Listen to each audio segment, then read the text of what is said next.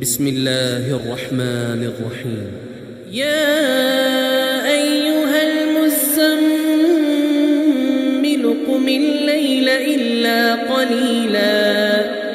نصفه أو انقص منه قليلا أو زد عليه ورتل القرآن ترتيلا إنا سنلقي عليك قولا ثقيلا إن ناشئة الليل هي أشد وطئا وأقوم قيلا إن لك في النهار سبحا طويلا واذكر اسم ربك وتبتل إليه تبتيلا رب المشرق والمغرب لا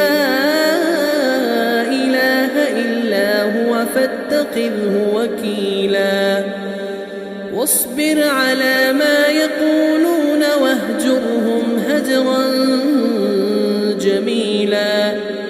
وذرني والمكذبين أولي النعمة ومهلهم قليلا إن لدينا أنكالا وجحيما وطعاما ذا غصة وعذابا أليما يوم ترجف الأرض والجبال وكانت الجبال كثيبا مهيلا إنا أرسلنا إليكم رسولا شاهدا عليكم كما أرسلنا إلى فرعون رسولا فعصى فرعون الرسول فأخذناه أخذا وبيلا فكيف تتقون إن كفرتم يوما يجعل الولدان شيبا السماء منفطر به كان وعده مفعولا إن هذه تذكرة فمن شاء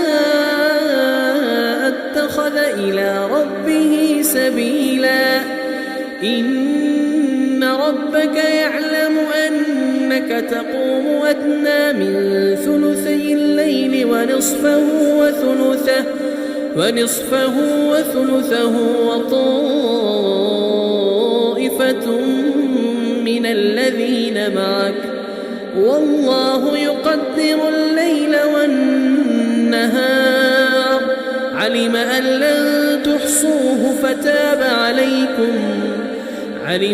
لن تحصوه فتاب عليكم فاقرؤوا ما تيسر من القرآن علم أن سيكون منكم مرضى وآخرون يضربون في الأرض يبتغون من فضل الله وآخرون يقاتلون في سبيل الله فاقرؤوا ما تيسر منه وأقيموا الصلاة وآتوا الزكاة وأقرضوا الله قرضا حسنا وما تقدموا لأنفسكم من خير تجدوه عند الله هو خيرا وأعظم أجرا واستغفروا الله